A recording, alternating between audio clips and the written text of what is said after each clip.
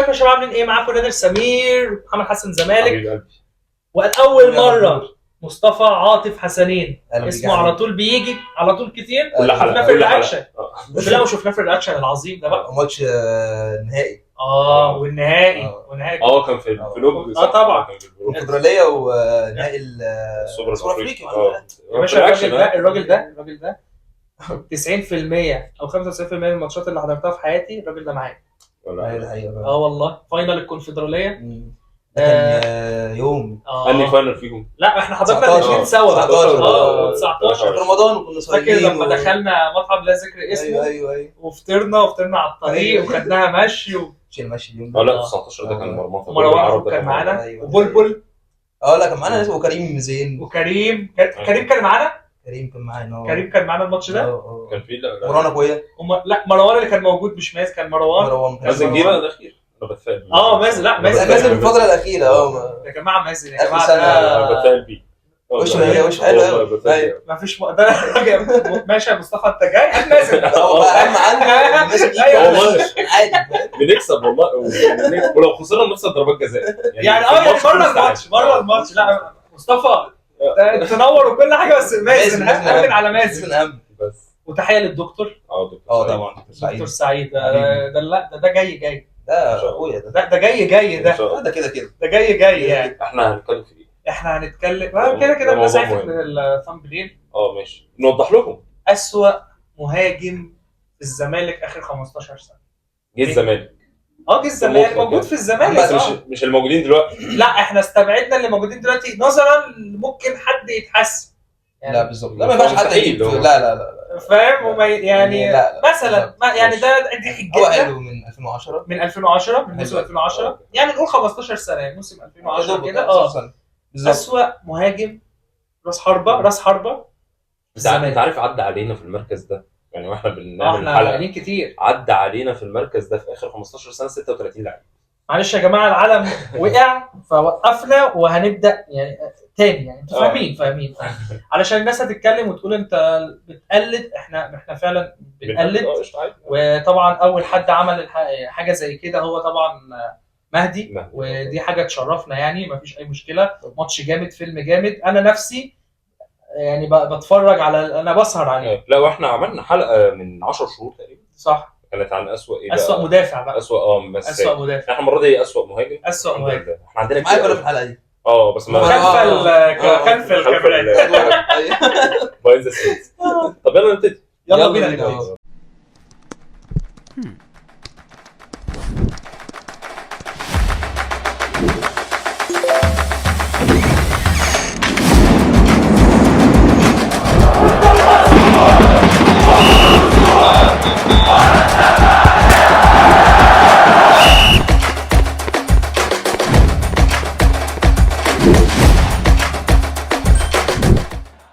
جبنا لكم بوله صرف استاذ يعني زمالك انتاج سخي بصراحه يعني موسم الجيزه. نبدا بصاحب اسلام اسحب بقى ورا. شوف لنا مين اول ماتش. ايوه اول ماتش في دور الضحك دور 16 الضحك المهاجمين الكنافه. اول اسم سامسون يا دي سامسون. بص يعني يتحط هنا ده يتحط في انا مش عارف هتقول عليه ايه ولا ايه والله ما اعرف يعني والله ما هنقول كلام كبير ده صاحب سامسون يعني صباح الفل. انا بكتب برضه هنا عشان يبقى فاكرينهم. اسحب الورقه الثانيه يلا يا باشا.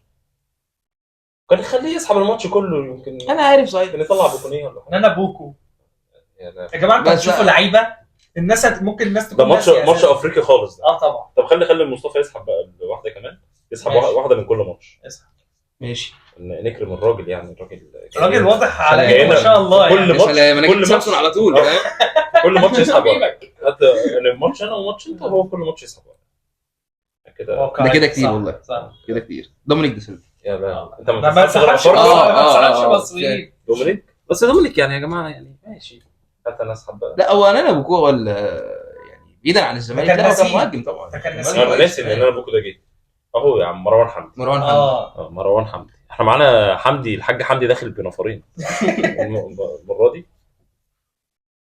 ما احنا قلنا مروان حمدي يا لهوي، ده في شغل ده في عشوائي. عشان. في مدعكه.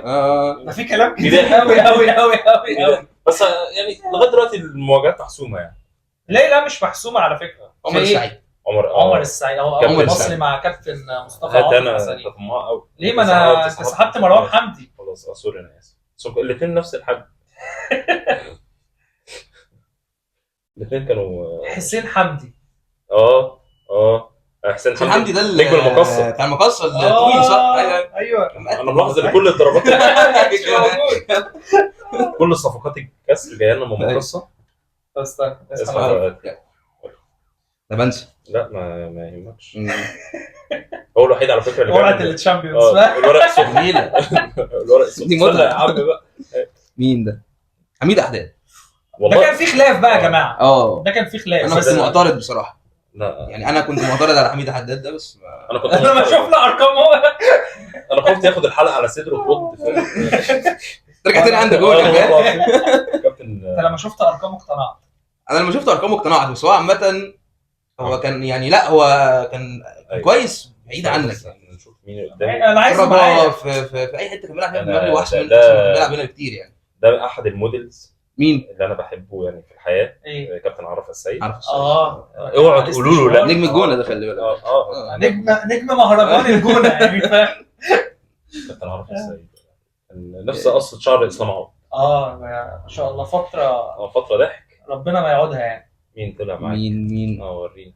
احنا على فكره خلصنا النص الاولاني. كابتن حسام باولو. ده اول واحد حفظ في الله. النص الثاني بقى. اول واحد الطيران. ده نجم كره شاطئيه. اول واحد ده بيلعب. جاب عامل اداء حلو والله. انت عارف ان هو والله عامل اداء حلو. من كتر اجتهاده بيشتغل شغلانتين. يلعب كره قدم لا عاديه ده مع أيوة. هلال زمان مطروح. ده. لا لغايه دلوقتي كره قدم عاديه مع هلال مطروح. كره شاطئيه مع المنتخب. لا اصل كان بيلعب كره طايره اساسا مش عارف في الفريق كان بيلعب. أيوة. حسام باولو ده جه ترسانة. جه ترسانة. صح؟ جه يسلم عليك. صح؟ يا سلام عليك. يا والله جه. جه لعب في الترسانة تقريبا. ايوه لعب في الترسانة. ماتشين ولا حاجه. لا ما لعبش في الترسانة يعني. واحمد مش هو جعفر. احمد جعفر احمد جعفر. بس انا ممكن يكون حسام باولو اللي جه الترسانة. لا ما جاش الترسانة. بس طب بس عشان ده بقى فيه ايه اللي تتوقع مين حبيبك. مين؟ توقع حبيبه مين. انا عندي حبايبي كتير. خالد قمر. طيب ده ماتش جامد ده. حسام باولو وخالد قمر.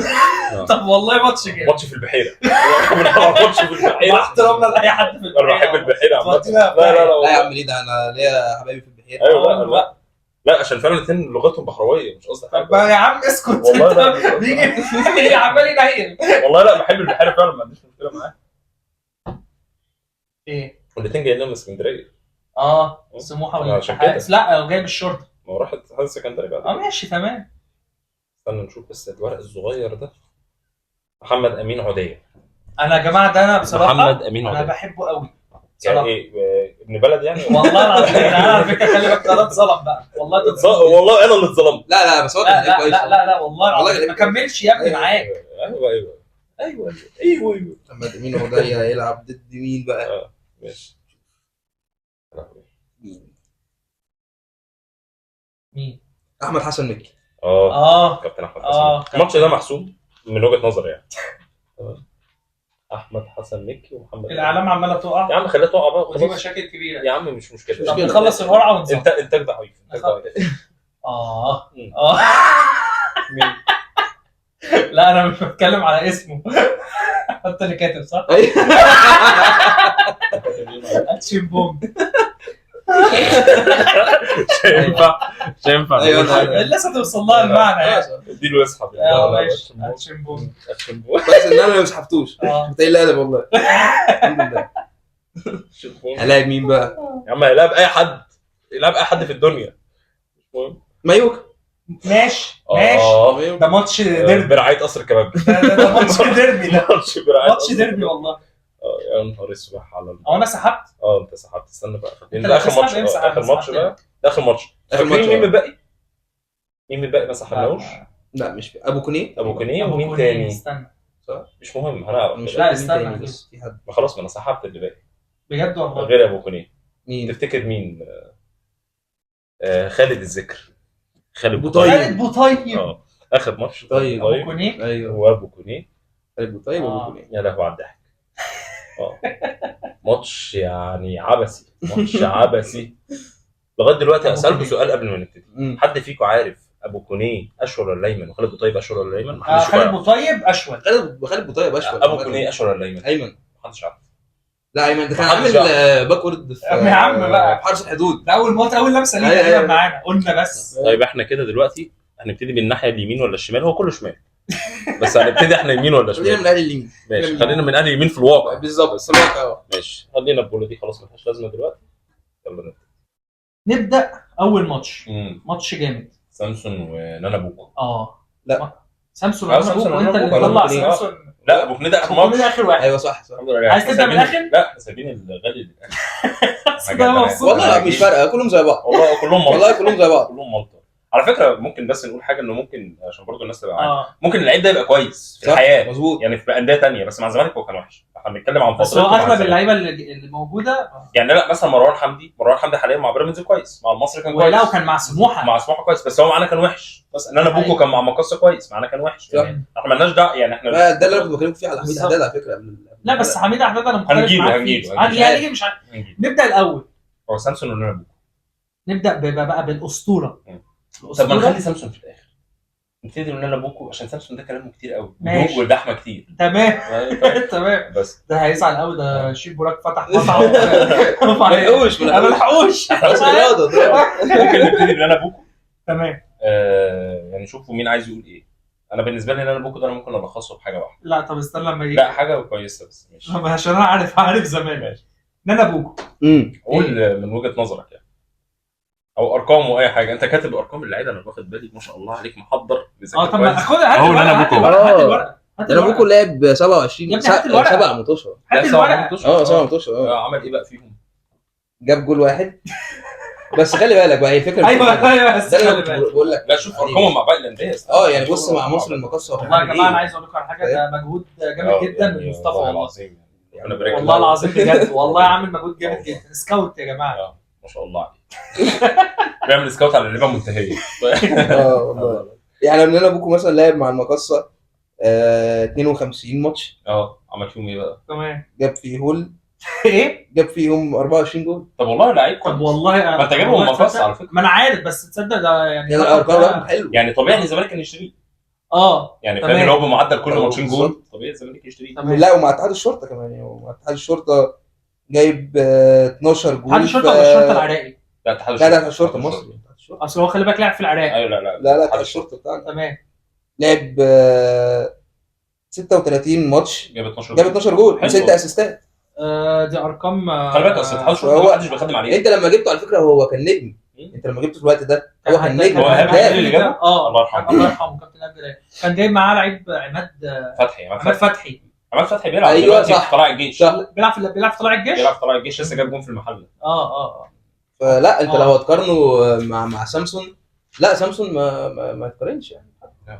مع ان سامسون ده كورته كانت حلوه. بص انا عندي مشكله مع اللعيبه اللي جابها كابتن. والله انا بظن هو عندي. بص كورته كانت حلوه مع سامسون. مشكلتي معاه ان هو عارف انت اللعيب اللي بيلعب بلاي ستيشن كتير ونفسه يطبق في الملعب. هو يا حبيبي لا جسمه مش مساعد. بس هو متكوك هو مليان.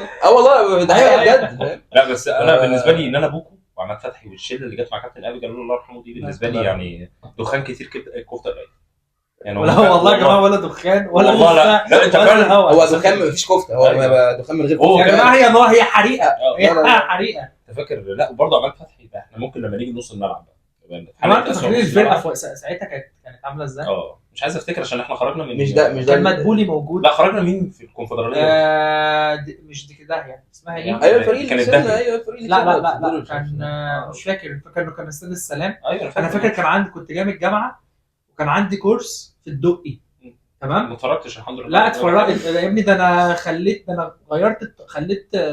يعني الراجل بتاع الباص جايين من ايه. احنا كنا MS ايه فجايين غيرته. خليته يغير الطريق عشان اوصل اسرع ما يبقاش انا اخر واحد انزل عشان الحق الماتش. ويا ريتني الراجل بسمع كلامي. عماد فتحي لا ده كان ماتش صعب قوي. يلا الحمد لله. طب احنا يعني سامسون بره احنا اتكلمنا عن انا بوكو.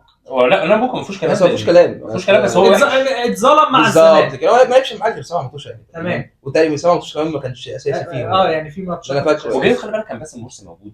باسم مرسي كان كعبه عالي في الفرقه لا بس الفتره دي كان باسم مرسي واقع أيوة لا بس ستيل يعني ليه ده باسم مرسي وكابتن ايهاب جلال في اول ماتش اهلي والزمالك اداله ضربه جزاء ايوه ما انا بقول وخسرنا بعدها لك 3-0 ما انا بقول لك واقع، ما انا قصدي أيوة، واقع، أيوة. وساعتها راح عرض لليونان لاريسيا حاجه زي أيوة، كده بس. ومفيش. هو باسم مرسي ده لعيب ضيع نفسه. هو على عايز اقول لك على حاجه، لولا باسم مرسي، لولا يا جماعه يعني لا سيبك من كده، لولا الحركات اللي عملها باسم مرسي، ودي اكتر لفظ ممكن اقوله كويس، كان نص القايمه دي مش هتبقى موجوده. أيوة. ولا هتيجي النادي، لان الراجل ده كان هيبقى من 2015 لحد اللحظه دي كان هيبقى زمانه راس حربة الزمالك منتخب مصر. 33 سنه 32 سنه يعني بالنسبه لروس الحربه في مصر. لا هو باسم مرسي كان مهاجم، لا يعني يفكرك بالجيل القديم مثلا. لا هجام طبعا، لا هجام وكعبه عالي وكان لعيب كوره وكان سوى دماغه سوحته. دماغه سوحته. سامسون هجام برضه لما بيقعد يشوف اكل قدامه ما يمسكش نفسه لو برجر مثلا. طب يا جماعه بجد نتكلم بجد بقى في حته سامسون بجد والله، هو خلاص مشي الحمد لله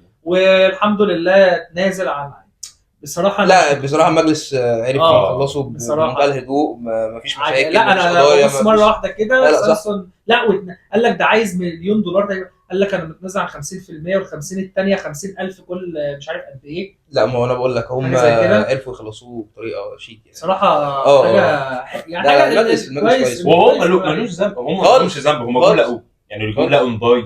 انا عايز اقول لك على حاجه، وهو نفسه ملوش ذنب. هو مره واحده يا جماعه ما كانش بياخد فلوس، مره واحده لقى بنفسه بياخد على قد 600 700 الف دولار. جايب كام؟ جايب 1,200,000 تقريبا او $1,000,000 حاجه زي كده ماشي، وبياخد عقده $600,000. على ما اعتقد على فكره هو ما فيش نادي كان اللي بيلعب فيهم قبل كده ولا في نادي بيلعب فيه ولا في نادي يعني مفيش حد دافع فيه فلوس. انا لو من سامسون وخدت الفلوس دي كلها بامكانياتي دي انا هعتذر. مش هاجي تاني عايز تاني يعني انا مش هاجي يا باشا، ده لو رجع منين هيبقى خلاص كده. بتهزر ولا ايه؟ طب يعني عشان احنا طولنا قوي سامسون، ان انا بوكو لسه في ضحك جاي ماشي تمام. انتوا شايفين مين اسوء؟ لا الاسوء طبعا لا سامسون طبعا. ليه بقى اللي بقول كده اسوء؟ لان هو مش موجود خالص. على الاقل انا بوكو ده هو سيء معانا، بس هو كان عنده امارات في حته ثانيه بالظبط. لا وسامسون احنا شفناه لا انا بوكو هداف يا زمالك. الظروف انا بوكو جه في ظروف الفرقه عامله ازاي، سامسون جاي ازاي. يعني انا عايز اقول لك على حاجه، بمستوى انا بوكو اللي جه قبليها كان يلعب الفتره كان اللي احنا فيه ده كان يلعب. ايوه فاهم قصدي يعني فده كده. لا سامسون مكمل معانا حبيبي الماتش الجاي مين؟ الماتش الجاي اوبا عندك دومينيك ومروان دومينيك دا سيلفا ومروان حمدي. تمام رجع العمل ده كده وراك كده شويه يا عم خليه عشان دومينيك ومروان حمدي. طب والله فعلا صعب صح؟ صعب لان الاثنين يعني مش عارف. دومينيك لعب 14 ماتش معانا؟ لا اكتر من كده. لا 14. لعب 14 يا راجل. هو دومينيك تحس ان هو لعب كتير. بس هو ما لعبش كتير فعلا. لا انتوا عارفين ليه؟ عشان لعب جه الدوره اللي هو اللي كان من دور واحد بتاع ميدو. ايوه وحاجه زي ايوه ولعب ماتشين في دوري ابطال افريقيا كده قدام الهلال، فاكر لما جاب جول 14 ماتش وجايب 5 اجوال وعامل اسيستين. طب ده والله يعني بالنسبه لي يعني هو رقم 14 ماتش 5 اجوال، فهو مش لا طبعا مش وحش. ما لعبش مع الزمالك مثلا في ال 14 ماتش دول 5 ماتشات على بعض اساسي. ايوه صح سترايكر يعني ان هو بيلعب 9 صح. هو كان بيلعب شادو سترايكر، كان بيلعب في مركز اوباما مثلا. مين معاه مثلا تقريبا كان معاه برضو احمد جعفر كان موجود. كان معاه احمد جعفر في اخر ايامه. وكان مين تاني كان في الفتره دي بقى مؤمن زكريا. في كذا حد اللي ممكن يلعب. لا بس هو اللي بيتكلم ان هو ما كانش هو راس الحربه. لا ما كانش بيلعب بس هو راس حربه بس هو 9. فدومينيك 14 ماتش جاب 5 اجوان و2 اسيست. طيب مروان حمدي بقى. مروان حمدي معانا لا كان كارثه. مروان حمدي معانا لعب 25 ماتش جاب 3 اجوان. ده خماسي يعني ده ايه ده إيه؟ لا بس منهم الجون بقى خدنا بيه فودي دجل يا فرحتي. انا عمل ايه يعني. طب هو مروان حمدي بره الزمالك لا لعيب كبير ما عنديش مشكله، بس انا بتكلم جوه الزمالك. جوه الزمالك لا طبعا هو كان وحش جدا صعب جدا. بس انا عايز اقول لك على حاجه حصلت برضه. مروان حمدي لما طلع عرى لسموحه كسر الدنيا يا باشا. مروان اتطور وبعد كده ده اللعيب اللي تقول ان هو اتطور بالظبط، اللي هو اشتغل على نفسه طور نفسه. فاكرين هو جاب هاتريك في الاهلي ولا جونين مع سموحه؟ مع سموحه ماتش اللي خلص جونين مش ده منهم جون من نص الملعب وكده لا ومروان طور نفسه. تحس فتره الزمالك دي كانت فتره وحشه. في لعيبه ما بيبقاش حظها حلو مع الزمالك والاهلي يعني. في لعيبه بتبقى هي مش انديه جماهيريه ما ينفعش يلعب ما بيتحملش الضغط. النادي في لعيبه ما بتتحملش الضغط بس لكن لعيبه كتير كمان. احنا لو هنقارن زمالك. انا بالنسبه لي لا، لو الزمالك بقى، لو هنقارن زمالك مروان حمدي اسوأ من دومينيك بكتير في الزمالك في الزمالك. لكن مروان حمدي بره الزمالك لا هو مهاجم طبعا كويس. يعني مروان حمدي بره يعني مروان حمدي في العموم احسن من دومينيك طبعا في العموم لكن مع الزمالك لا دومينيك احسن. دومينيك احسن. دومينيك فترته احسن. وبرده خلي بالك دومينيك جاي في مرحله انتقاليه اللي هو ما قبل اول مرتضى منصور وما قبل بقى الانتقالات والحاجات اللي من الاخر كده يا جماعه، انا في نقطه فارقه انا بشوفها ودي بحسبها لميدو بصراحه. ميدو هو اللي عمل حلو تجديد. هو اللي عمل السويتش بتاع الزمالك. خلي بالك اللي هو لما قال لك اللعيبه دي ادمنت الخساره، لما قال لك بقى شكرا عبد الواحد، شكرا محمود فتح الله، شكرا احمد جعفر، نور السيد، صلاح سليمان، الناس دي كلها تحسب له بصراحه. وكمل اللعيبه اللي قال لك اللي كملوا كان احمد علي كامل وأوباما كان لسه طالع. والله اوباما طلع ناس كتير قوي من تحت.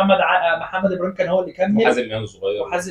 لا بس حازم امام الصغير كان موجود قبل كده بشويه. لا هو دول اللي كملوا. طبعا وخد بيهم الكاس صح. وانا عايز اقول لك يعني واحد زي عبد الواحد، واحد زي محمود فتح الله كانوا ممكن يكملوا. لا ما حدش كان يقدر لان محمود فتح الله مساك منتخب مصر، فاهم قصدي؟ عبد الواحد سيد كابتن من كباتن الفرقه، كابتن تاريخ.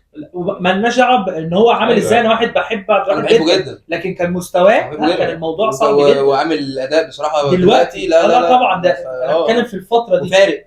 عبد الواحد السيد على الدكه مع اللعيبه فارق جدا يا جماعه والله طبعا جدا. وبانت في الماتش خلي بالك لا هي بتبان، خلي بالك في كذا لقطه. يعني انا لاحظتها الفتره يا جماعه، في فتره كده ما كانش في مجلس اداره تمام، وما فيش حاجه وما تعرفش حد يتكلم. هو اللي مسك فريق الكوره، قعد شهرين ثلاثه مسك فريق الكوره ده صح حائط صد. المهم بس نرجع للماتش ده. مروان حمدي قبل ما نصوت يعني من وجهه نظري مروان حمدي برضه انت قيس كان بيلعب تحت مين؟ يعني مروان حمدي ده عدى عليه بن شرقي وعدى عليه زيزو صح، شيكابالا، مصطفى فتحي، فرجاني ساسي، الناس دي كلها لعبت حواليه. مش عارف لحق فرجاني ولا لا، بس اظن لحقوا. لا هو لحقوا لان لحقوا لا ما لحقوا. مش فاكر لحقوا ولا لا. خلي بالك هو فرجاني مشي في شهر 6 مش عارف لحقوا ولا لا، فاهم؟ المهم يعني اللعب تحتينا صناع لعبوا ايه، فاهم؟ انت كمهاجم ما استغلتش ده احمد جعفر بشيكابالا بس خد ده في الدوري بس عشان شيكابالا ده كان في عزه. كان شيكابالا بيمشي شايل الزمالك لوحده، بيلاعب فرق الدوري لوحده. انا بقول لك بن شرقي كان في البراند بتاعه. ده انا عايز اقول لك على حاجه، انت بتقول لي احمد جعفر من الهدافين، ده غير ده شوف. ايوه ضايع. انا لو تفتكر كان الجول بيبقى فاضي واحمد جعفر بيضيع يعني. طب المهم هنفوت مروان ولا دومينيك؟ لا طبعا بالله احنا بنشايفين لا مروان هو اللي مكمل معانا يعني. مروان بيكمل معانا في الفتره بتاعت الزمالك يعني هو الاسوء يعني. احنا كده اول ماتش في دور الثمانيه هيبقى سامسون ومروان حمدي. ماشي. نرجع بقى لماتشات دور 16. الماتش اللي بعد كده عندنا عمر السعيد وحسين حمدي. لقاء ببابرة لقاء معايا لقاء متر 90 طوال جدا يعني. طب ابدا اتيف عمر السعيد او حسين حمدي يعني شوف حسين حمدي مين. لا يعني عمر السعيد انا فاكر له حتى جوال، فاكر له حاجه يعني فاهم. الجول اللي جابه اول اللي وقف حارس مرمى ده والله ده واحد مكانه بالضبط ده شفت هو ماسك جوانتي وعمال يعمل كده سوسه يا جدعان انتوا متخيلين الزمالك مش معاه العجايب عامه الزمالك. لا ما جنش برضه عمل حاجات، انا بحب جنش بس في حاجات كده برضه جنش. لا ولما كهربا قال له نزل بص له بعد كده لا وتحسب له ان هو قال لك انا نهائي افريقيا لما نزل 2020 هو كان ده على فكره تحسب له. ايوه انا هو متحمس جدا. ايوه يا جماعه واللي خلى الناس يجيب الجون فده ده اللي خلى ناصر منسي يجيب تعادل كان ممكن ناصر يجيب تعادل عادي فاهم. يعني بس انا عايز اقول لك عايز اقول لك على حاجه يا جماعه. هو الراجل ده انا بالنسبه لي هو عمر السعيد مش بالسوق اللي الناس كانت خالص على فكره والله. لا انا بالنسبه لي بالسوق لا هو ما كانش لا يعني في اسوء بس في فترته في وقته يعني انت كنت ساعتها لسه مصطفى محمد ماشي. انا شايل عمر السعيد الموضوع بس اللي هو بتاع الكونفدراليه. لا في فرق. بص يا جماعه احنا طبيعتنا جمهور عاطفي وبنفتكر لقطات. طبعا يعني احنا ناصر منسي عايش بياكل عيش دلوقتي على الجون فاهم، هو يفضل ياكل عيش على الجون لكن هو كمهاجم ضعيف تمام مش مختلفين. بس عمر السعيد ماشي اللقطه دي كويس بس كاوفرول مع الزمالك لا عمر السعيد ما كانش كويس. طب اول لعب كان ماتش مع الزمالك لاعب عمر السعيد فين؟ دور عليه بقى ده هنا تقريبا. عمر السعيد لعب 89 ماتش مع الزمالك كتير. جاب 15 جون و10 اسيست. بس انا خلاص النقاش انتهى يعني دي ارقام بس هو لعب كتير. ايوه دي ارقام بقى وكان بيلعب تحتيه نفس اللعيبه برضه. انت اعمل حساب بس ان انت جت فتره كده يا جماعه 89 ماتش دول هو مش اساسي فيهم يعني كلهم. انت عارف 89 ماتش دلوقتي يعني كام موسم؟ 3 مواسم يعني اللعيب ده لعب 3 مواسم كل موسم منهم 2 اساسيين يعني من 3 مواسم منهم 2 اساسيين. طيب احنا كان معانا مين تاني قدامه حسين حمدي. طيب شوف لي بقى حسين حمدي كده كام ماتش. هو حسين حمدي تقريبا ما هو ما لحقش يلعب حسين حمدي ما لحقش. فين حسين حمدي؟ مش عارف هتلاقي، يا ريت ما نشوفه يعني. حسين حمدي حاجه مش 8 ماتشات جاب جونين. لا في لو نسبه وتناسب لو انت هتحسبها يعني ضرب 25% من ماتشاته كان مؤثر فيه لو انت هتحسبها كده. لا بس مش كده برضه، خلي بالك هو لعيب ما فرضش وجوده. بالظبط. هو عشان الفتره دي هو جه امتى حسين حمدي ده يا جماعه؟ ده جه ايام الثوره. لا مش لا. حكايه كده، لا جه في 2012. لا كده خلي بالك هو اكتر من كده شويه. لا في 2012 يا جماعه لا يا ابني كان بيلعب مع حسام حسن 2011 كمان. هو جه 2010. طيب 2010 وين في الوضع؟ ايوه حسين حمدي يا جماعه جه 2010 ولعب مع حسن شحاته. هو لعب مع حسام حسن وحسن شحاته. ايوه بس في حسين حمدي ده من ايام الثوره يعني. انت جبته في فتره هو ما لحقش 2010 2000 ما انا بقول لك 2010 2011 حسام حسن وحسن شحاته. هو انت حسين حمدي ده جبته بعد فضيحه ماتش المقصه بتاعت الحكام. كان هو في المقص. كان هو في المقص صح. ما هو الموسم ده الموسم 2009 2010. صح. انت جبته 2010 انت على فكره جه لما كان موجود الحضري. ايوه صح. لما كنت بتلم بالظبط. لا بس خلي بالك هو انت ساعتها هو كان فارق، كان هو طلع مع تليفونات بني سويف تقريبا وبعد كده على فكره هو على فكره اللي بروزه حسين حمدي ده اللي بروزه ايمن حفني تحته. يعني ايمن حفني ده هو اللي بروز حسين حمدي. يا جماعه لو كان الناس ساعتها بتقارنوا فاكرين بيتر كراوتش. طب احنا ممكن ننهي لا يا ابني لا مش قصدي والله لا هو كان يا جماعه طويل. كانت الناس وعامل كده ازاي مكسوف. لا ده خجل. ده خجل. طب شغال في الحروف. طب مين انا بالنسبه لي عمر السعيد اسوء. عمر السعيد اسوء. عمر السعيد اسوء. انا بالنسبه لي حسين حمدي اسوء. يعني انتوا شوفوا انتوا ضميركم. لا عمر السعيد. لا انا شايف ان حسين حمدي عمر السعيد بس يا جماعه عمر السعيد ما عملش اي حاجه في الزمالك غير ان هو طور منظومه الجيم. كان بيجي يتمرن. لا انا مختلف. يعني اقول لك لا لو انت قارنت لو انت لا طبعا يعني انتوا شايفين يعني نخرج عمر. خرج عمر حسين يكمل. حسين اسوء. حسين اسوء طبعا. مش عارف دي وجهه نظر بس انا مش عارف. دي ديمقراطيه بقى. ديمقراطيه. ديمقراطيه يا عم يخرب بيتها. المهم الماتش اللي بعده حميد احداد وعرفه السيد. الماتش ده ما بين الموديل المغربي والموديل المصري. ده ماتش ستار اكاديمي. انت كده بتظلم والله يعني كده. لا بس انا اقول لك على حاجه. انت لو هتجيب ده جنب ده لا حميد احداد احسن كتير. طبعا. طبعا يعني في الحياه عامه برضه بمراحل يعني. هو يا جماعه بس عشان عارف السيد بس هو كان كويس في الجون. مهرجان الجون. انا والله اول حاجه في دماغي هو انت شفته بيصيف والله العظيم اول حاجه مش فيه. لا جاب كام جول كده. وامبي لعب في امبي. لا في امبي ما عملش ولا حاجه في امبي. لا راح امبي تقريبا ما لعبش بس هو كان في راح امبي. لكن حميد احداد عرفه السيد يا جماعه لعب مع الزمالك 9 ماتشات ما جابش ولا جول تقريبا. 0 صح. ايوه ولا دخل حتى. يعني تقريبا هو ما جريش عشان الاستشوار ما يبصش. ما عرفش.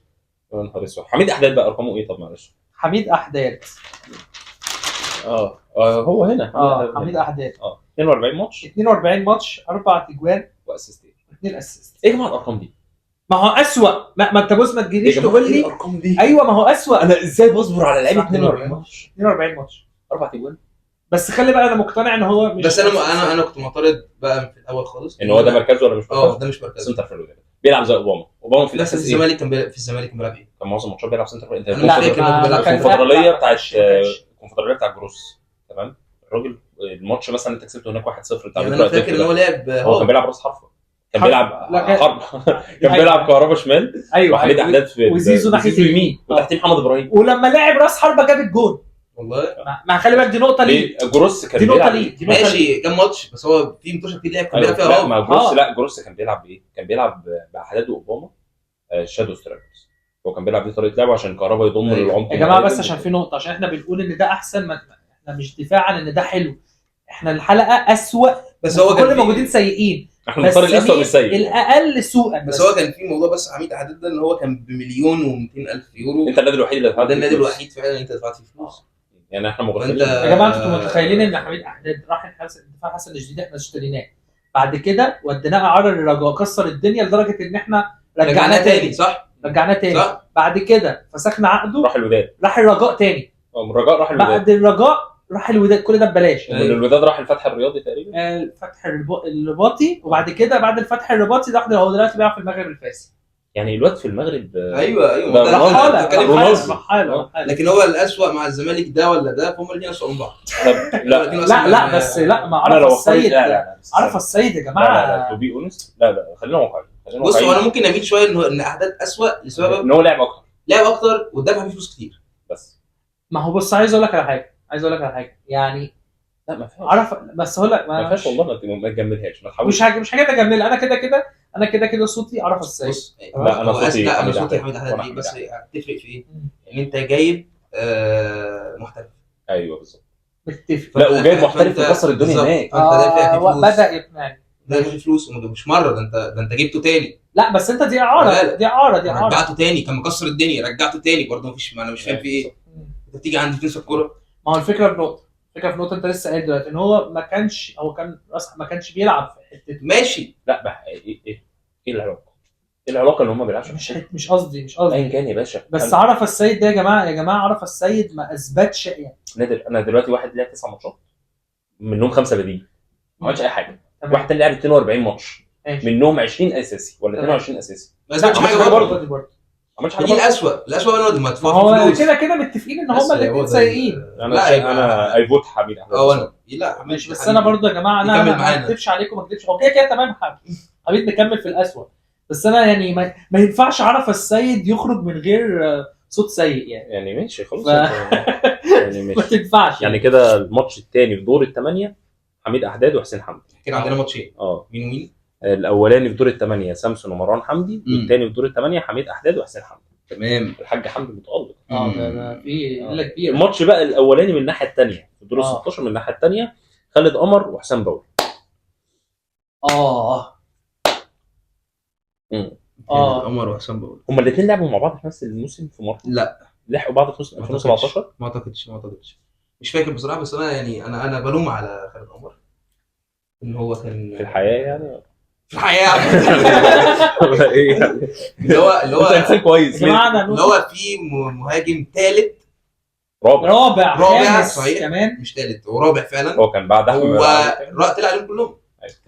كان الاولاني اللي جاي بالترتيب، كان جاي الاولاني احمد علي كامل، الثاني عبد الله السيسي، الثالث احمد خالد قمر. يا جماعه اللي كان موجود كان عبد الله السيسي واحمد علي موجودين في الفرقه. ايوه ماشي. جبنا خالد قمر كان من هدافين. خالد قمر كان جاي هو راس حربه الاساسي، وكان باسم مرسي ورا خالص في الخامس.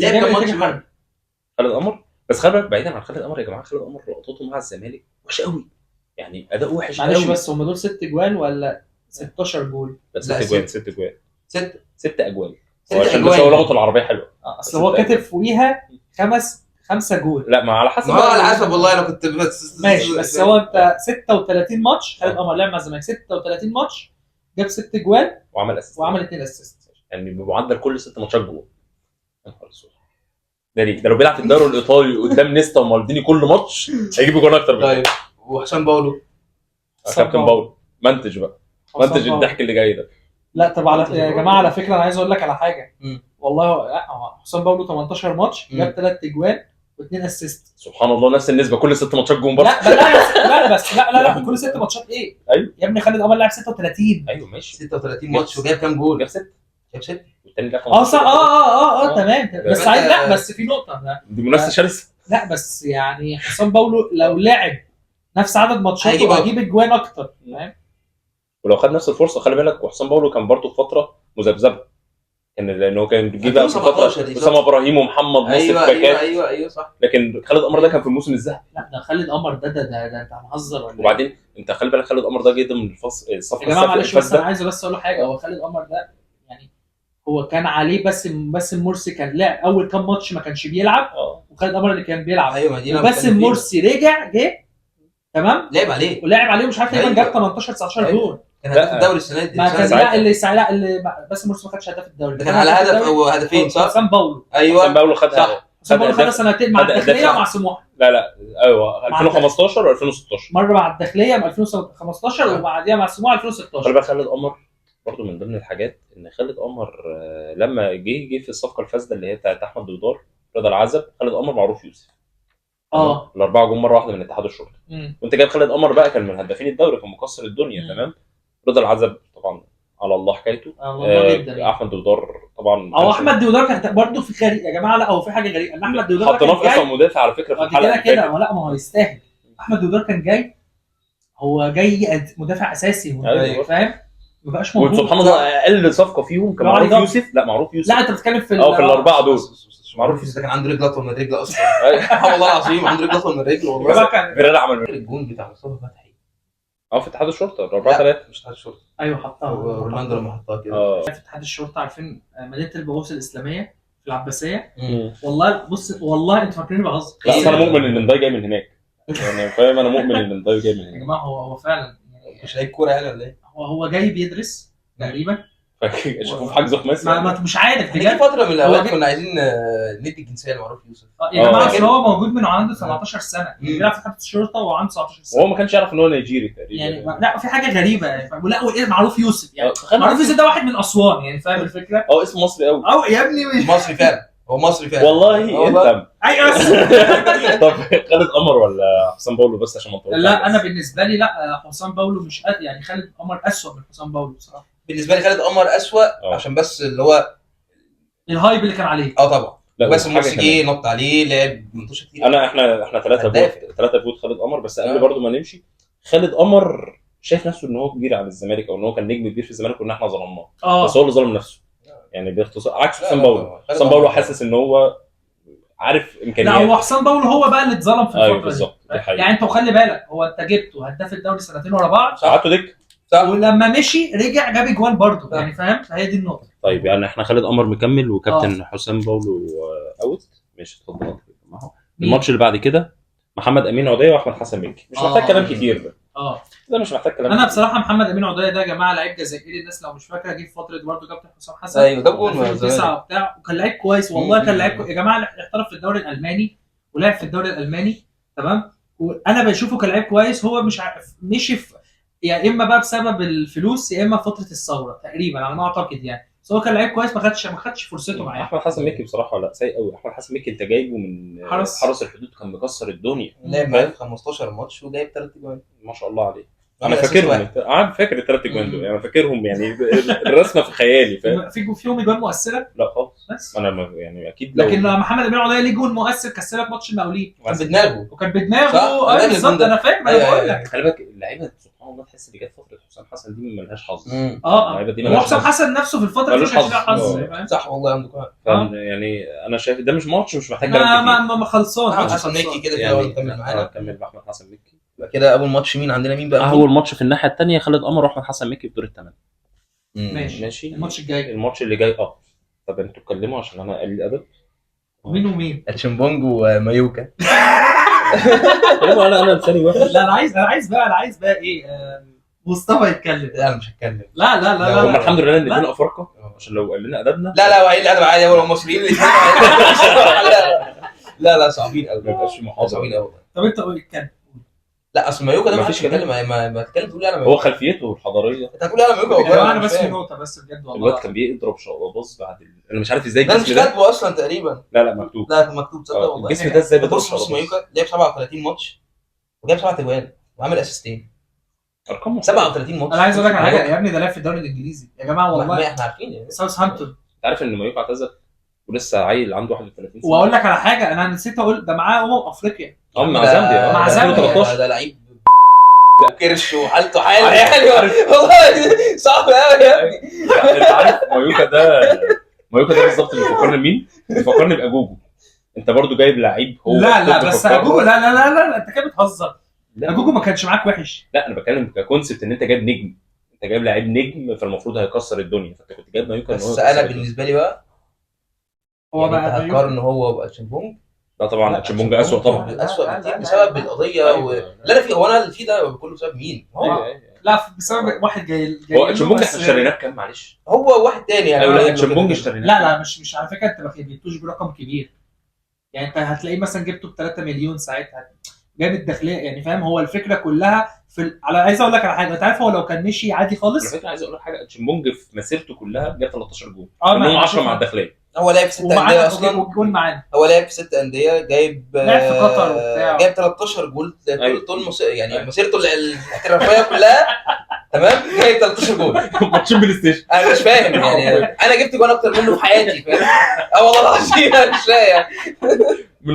منهم 10 على الداخليه يعني في منظومه منهم كابتن جول فينا. او يعني منظومه كابتن علاء عبد العال دي، اللعيب ده جاب فيه 10 جول. يا جماعه انتوا متخيلين ان اللعيب نجم هو بيلعب دلوقتي في جبل طارق او في دوري جبل طارق. انا مش عارف اقول دوري جبل طريقي مثلا، يعني مش عارف حتى دوله مش عارف تنطقها مونتينيجرو بمسمى. تقريبا. لا هو اسوء ولا لا يا ابني جبل طارق مونتينيجرو يا ابني دي دوله ما تقولش بقى كده قدام حد. بجد. والله طب الاثنين بيلعبوا بعض عادي في كده. التصفيات. طب جبل طارق افتح طيب مضيق جبل طارق. لا ملوش دعوه بالمضيق، افتح كده ملوش- اكتب. طب أنا معلش هسيرش يعني. معلش أنا معلش يا هسيرش. جماعه احنا نخرج بره سياق الحلقه. والله معلش، اكتب مونتينيجرو. ايوه عايز ايه بقى انت؟ مونتينيجرو بس. وجبل طارق. استنى اكتب. بس نلقط الواي فاي. اكتب. ماشي يا عم هكتب والله، حاضر اديني فرصه. انا حاسس ان احنا بنعمله ده عبث. لا معلش عشان والله. بس ما هو هي دي. مونتينيجرو اهي. مونتينيجرو جبل طارق اهي اهو مونتينيجرو دي دوله اهي. ماشي. اكتب بقى اكتب ايه سؤال بس، اكتب جبل طارق يعني اكتب كده. ماشي اهو يا عم. يا عم اكتب دولة جبل طارق، عايزين نشوف. انا عايز اشوف بس هي مكانها فين عشان انا صح. مونتينيجرو دي الجبل الاسود.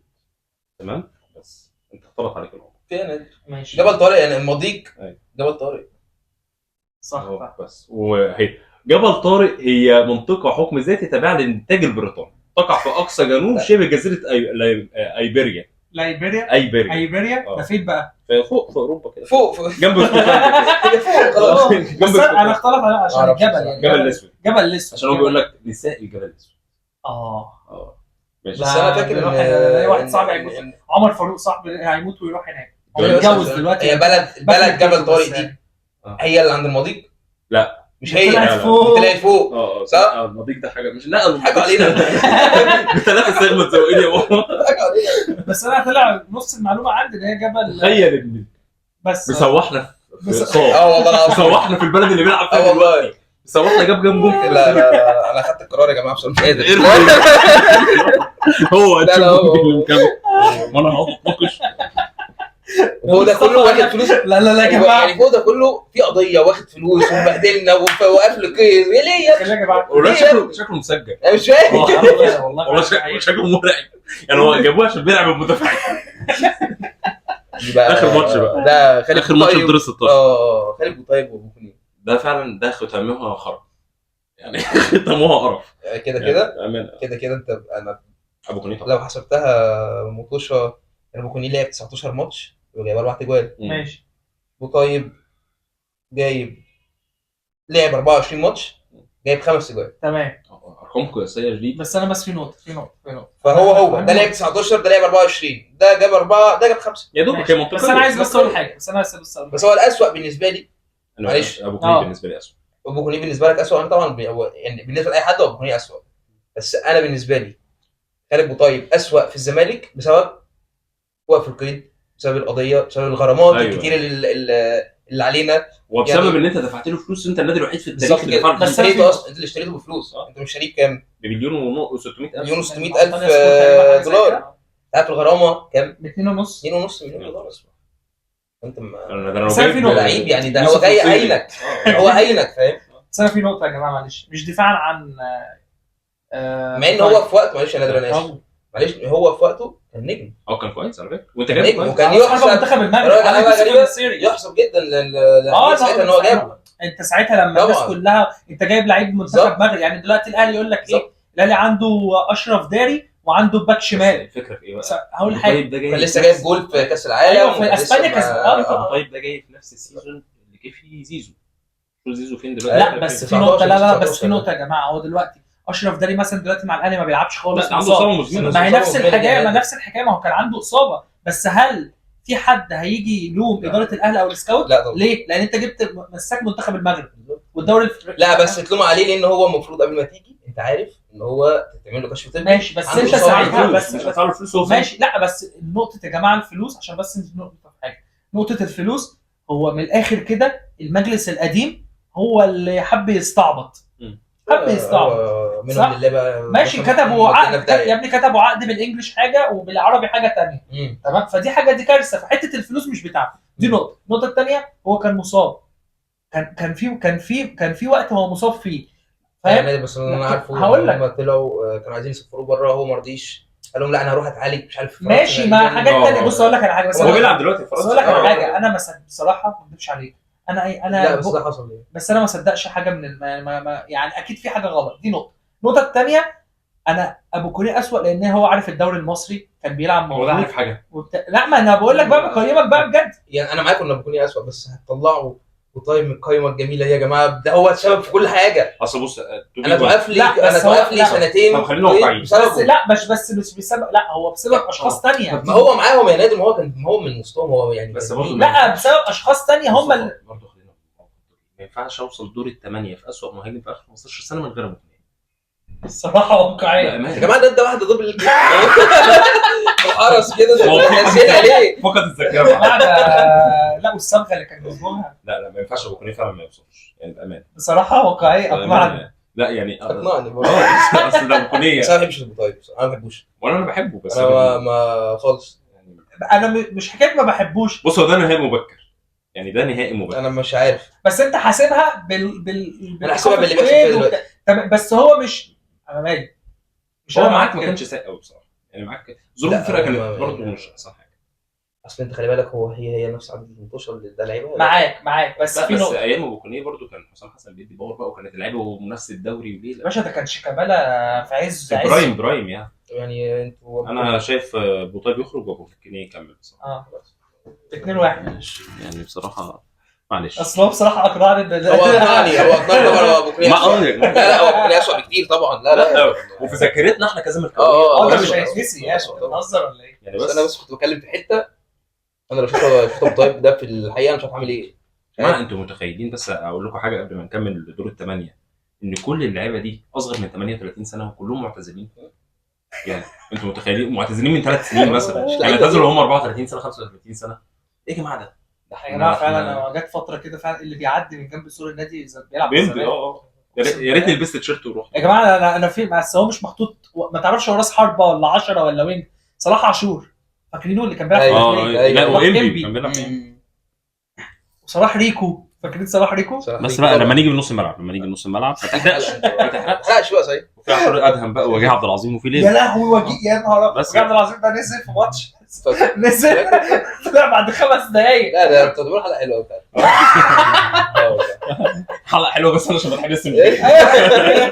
طيب اول ماتش في دور الثمانيه عندنا سامسون هيلعب مروان حمدي.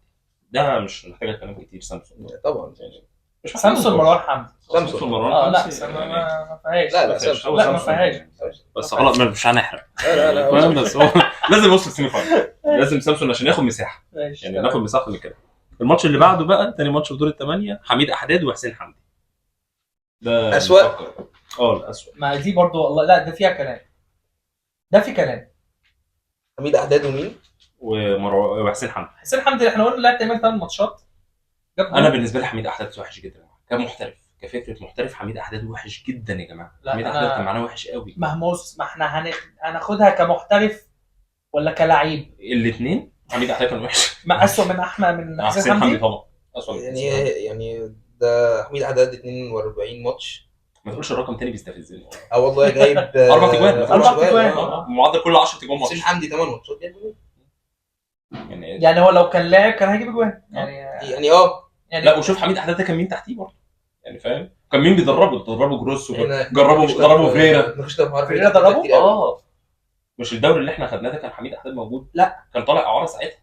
لا ما كانش موجود. دربه فيرا ما كان مش عارف. احنا اتناقشنا في حوار حميد احداد ده كتير قوي. فانا حسين حمدي اوت وحميد احداد لازم نكمل معانا حميد احداد. انت حميد احداد نكمل معانا سامسون حميد احداد اول سيمي فاينل. تمام. صباح الضحك بقى. اول ماتش في الدور الثمانيه الناحيه الثانيه خالد قمر واحمد حسن مكي. الاسوأ مع الزمالك. ماليش دعوه بقى عمل ايه في الحرس واتحاد الشرطه والجو ده. الاسوأ مع الزمالك. لا يعني خالد قمر ماشي. قولا واحدا. كفرصه خدها كماتشات لعبها، كان هو جاي في البرايم بتاع الفرقه كلها، ان هو جاي ده دي بصراحه يعني دي تبقى عليه بصراحه. ايوه يعني جه في الموسم التاريخي اللي هو فرقه الزمالك كانت مكتمله اول مره وهو الوحيد اللي أيوة. تم استبعاده يعني فاهم. هي دي اللي بقول لك عليها يعني بس. لو جه مهاجم اصلا مش في الدنيا بقى هداف. ايوه عليك. لكن احمد حسن مكي يا جماعه جه في فتره 2017 2016 كانوا سنتين نكسه على الزمالك.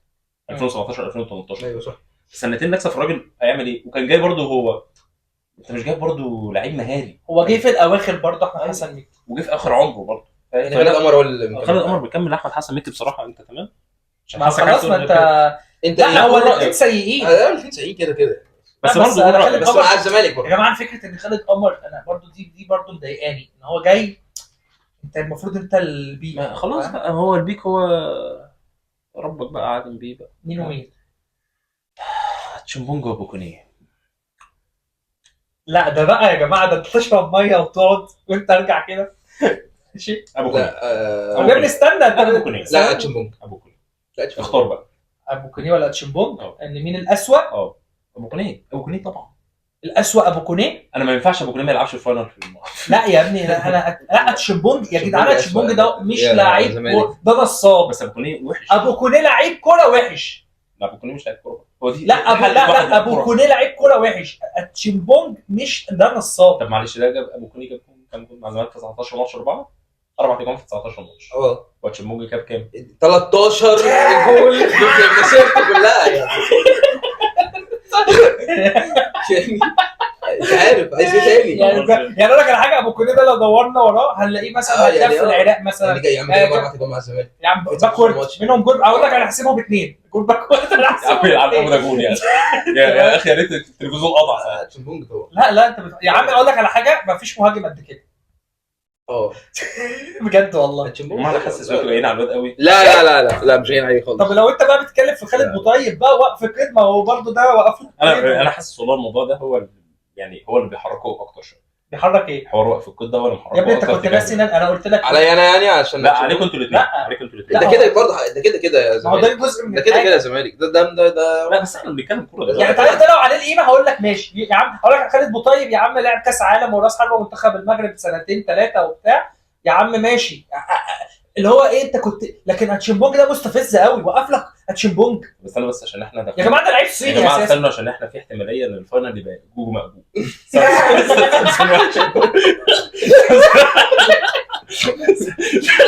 سامسون واتشمبونج يا جوجو مقبول. ده سامسون ده الماتش الاولاني في السيمي فاينل حميد احداد وسامسون. لا الاسوأ طبعا. لا سامسون اسوء لا طبعا. سامسون اسوأ طبعا. ماشي. يعني حميد لا، احمد لا، هتفتكر له الجول، لا بس هتفتكر له الجول بتاع بيترو اتلتيكو. هتقول لي جون دريمز، لا ما يا عم كده خطفها دي جايه له كده خطفها لا كده حطها دي. لا انت عارف انا الحاجه اللي بفتكرها على طول لسامسون ايه؟ مم. الجاريه بتاعته لما جاب الجول في ماتش بيراميدز ايش عمل كده؟ والله ما بهزر. بس سامسون على فكره كورته حلوه والله العظيم كورته اللي ورا ولا والله سامسون كورته على الارض.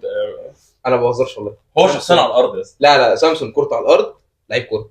اقول لك يا جماعه والله العظيم لعيب كوره لعيب كوره اللي هو يعني لا بيعرف يستلم، بيعرف يباصي، بيعرف لا يعني عنده. طب يا جماعه ده بس هو كارثه. لا لو كان هيبقى لو ده كان يبقى ملاكم، ده شكله ملاكم من الاول والله ما بهزر. انا بهزر. طيب ماشي انا مش هتناقش. اتشمبونج وخالد قمر الناحيه الثانيه. اتشمبونج وخالد قمر. لا يا جماعه اتشمبونج ده اسوأ بني ادم. اتشمبونج اسوأ يا زمالك. لا صعب يا زمالك. لا خالد قمر انت بتهزر بقى. ده اسوأ لعيب جه في الزمالك على مر التاريخ يعني تصدق بقى. والله العظيم انت مش شخصا. لا مش شخصا ايه يا ابني؟ لا والله انا ما شفتش لعيب في حياتي جاب مهاجم جاب 13 جول في الماتش. مش فاهم بجد. لا هو بتهزر ده عنده يعني بتهزر ولا ايه؟ وهنا النهائي ده مين؟ اقصر اثنين في الكوكب. اقصر اثنين مهاجمين في التاريخ. يعني حرفيا احنا جبنا اقصر اثنين مهاجمين في التاريخ. سامسون واتشمبونج. طب نهدى بقى يا جماعه بقى كده نرسى بقى كده.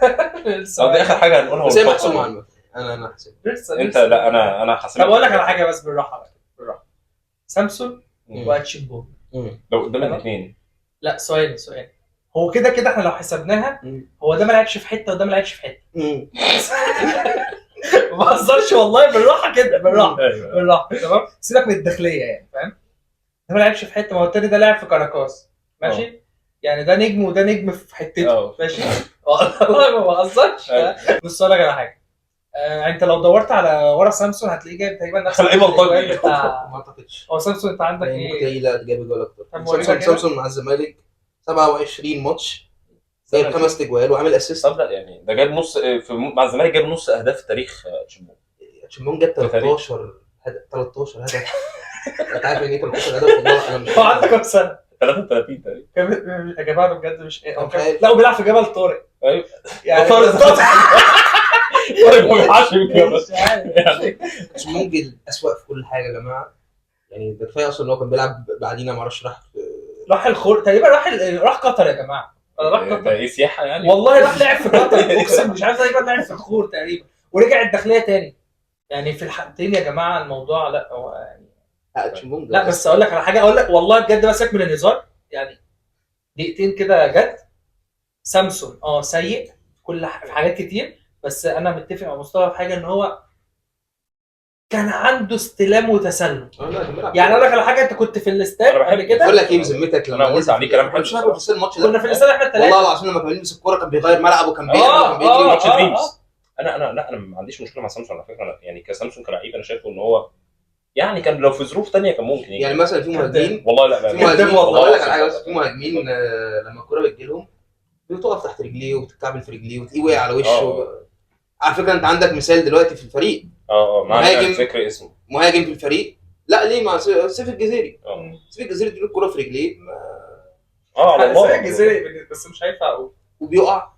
ارمي له الكوره. سيف الجزيري بالظبط كده لعب منتوشه انت ماتش بتدافع الترجي، فيها ماتش ده الأهلي. لعب منتوشه يعني انت ماتشات اللي هو ده جريه زي ماتش الاهلي مثلا جريه طبعا. بس الجزيري كويس يا جماعه انتوا فاكرين تشيمبونج ده فاكرين له ماتش مع الزمالك؟ لا من السبعه اللي لعبوا دول. انتوا عارفين يا جماعه ان تشيمبونج لابس التيشيرت ده؟ احنا حاطينه عشان احنا ده كان تنبؤ. احنا متنبئين انا على بالحلقه. فكره والمشكله ده من احسن التيشيرتات اللي جت في تاريخ الزمالك. فتخيل واحد زي ده. انا كنت بحب انا بحبه جدا بس انا على فكره لحد دلوقتي لما بروح الاستاد بلبسه. صح والله ايوه. طب لا اكتر ايوه يعني ده أكتر هيبقى بلبسه. طب ايه طيب خلاص يعني محسومه. لا هو تشيمبونج انت طبعاً. فاكر له اقول لك على حاجه. تشيمبونج انت طبعاً. لما تيجي هتلاقي عارف انت لما تحط كذا مش حاجه فاكر له اي حاجه كده مش عايز افتكر. وتعمل حاجات صح وغلط.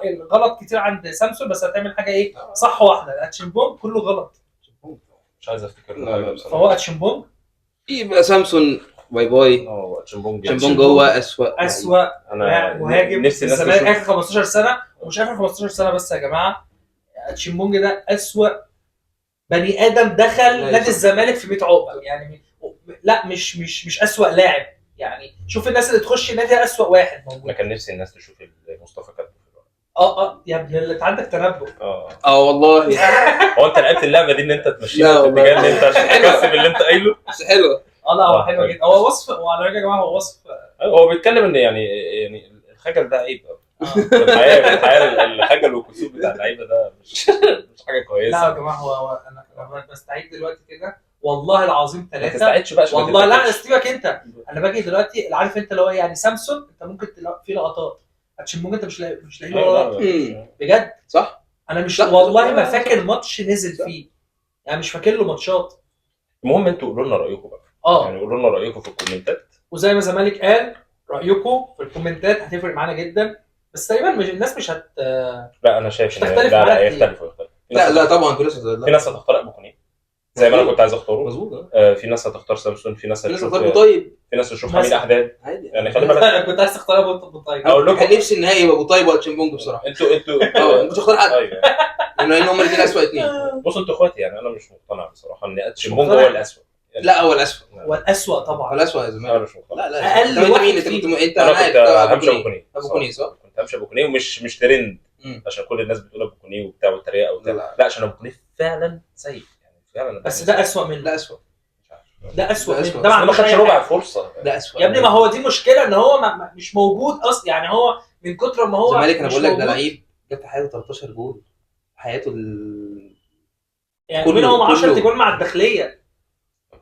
لعب في مصر في ناديين في مصر زمالك وداخليه وراح لعب في قطر. عشان هو بالنسبه له ملعب الداخليه ده بيلعب في اتحاد الشرطه اللي هو بتاع العباسيه. ده بالنسبه له بيبي فود يعني. بعد كده انت عارف ده معناه ايه؟ هو لعب جاب في الدوري المصري جايب 12 جول من 13 جول من مسيرته. في مسيرته 13 جول. الراجل ده محترف ازاي لغايه دلوقتي؟ انا مش عارف. ازاي بيطلع يا مظلوم جماعه إزاي؟ انتوا الرقم ده متاكدين منه؟ والله العظيم. انت فاهم الرقم؟ والله يا جدعان ايوه، لا مصدر موثوق، لا داعي لذكر اسمه يعني، ماشي، بس هو مصدر موثوق. 13 جون. المهم يا جماعه، اتشن بونج اسوأ لاعب، اسوأ مهاجم في الزمالك اخر 15 سنه، ولاعب برضه ولاعب وفي التاريخ. مش 15 سنه والله، بس ما بقول لك في انا يعني ما التاريخ. اعتقدش ان على مر التاريخ فعلا في أسوأ مهاجم منه يعني. اسوء من كده يعني. شكرا محمد حسن زمالك، حبيب قلبي. شكرا مصطفى حبيبي يا عاطف نضور. حسنين، حبيبي انا الدور. عشان هتيجي تاني ان شاء الله أكيد باذن إن شاء الله الله. ان شاء أكيد الله طبعا. في اسوأ مراكز تانية. هو ليه يجي في الاسوء؟ طب ما نجيب حاجه حلوه ولا نجيب حاجه احسن مثلا؟ احنا ليه عندنا اسوء بس؟ شكرا لكم جدا والسلام عليكم.